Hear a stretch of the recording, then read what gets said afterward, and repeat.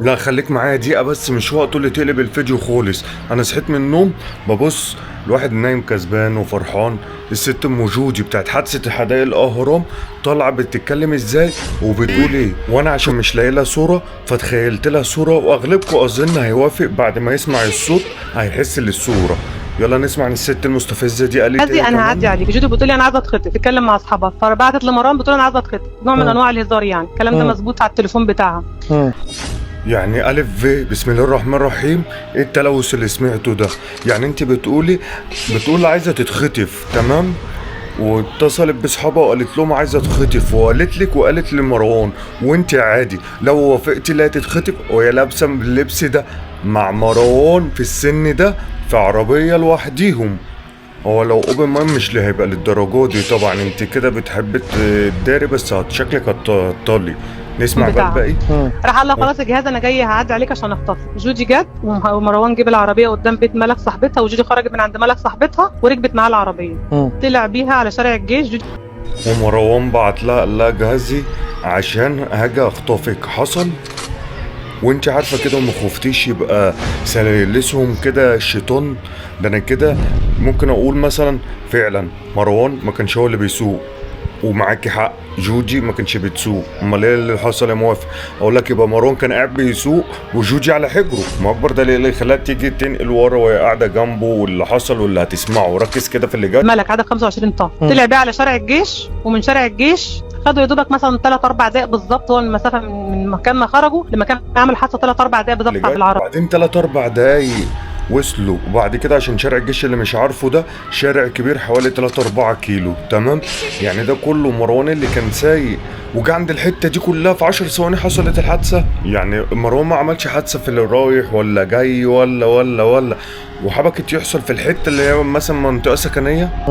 خبطوا العربيه بتاعه القهوه دي، بس هم ما شافوش انهم خبطوا عربيه القهوه اصلا. العربيه اللي ما انا بقول ما هقول له، هم لما عملوا جم يعدوا كانوا بيعدوا في واحده بتعدي الطريق فما عرفوش يفادوها، فالعربيه لفت منهم راحت داخله في الرمله، عملت عفره جامده جدا، راحت داخله فين في عربيه القهوه الاولانيه اللي هي ماتت فيها هجير، تمام؟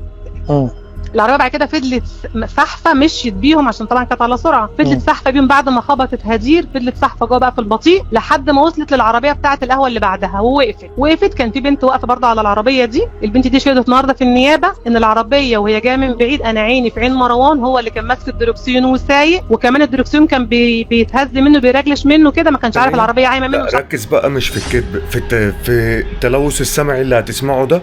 بتقول لك ده عد، يعني هم كانوا سايقين العربيه 6 عدت، فهم حاولوا يفادوها، فالعربيه لفت طلعت في البطيء. اولا ما فيش بطيء في طريق حدائق الاهرام، هو رايح وجاي، ودخلت في الرمله عملت عفار كبير. يعني انت بتعترف اساسا العربيه سواء ده او دي كانت خلاص ماشيه بسرعه جباره، وام خبطت البنت بتاعت القهوه اللي ماتت الله يرحمها وصاحبتها مشيت 70 80 متر، والعربيه التانيه بتاعت القهوه التانيه خالص، واللي بتقول لك اللي جايه تشهد معاكي في النيابه.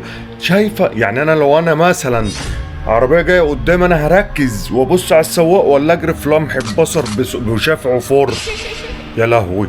وشهدت معاكم في النيابه؟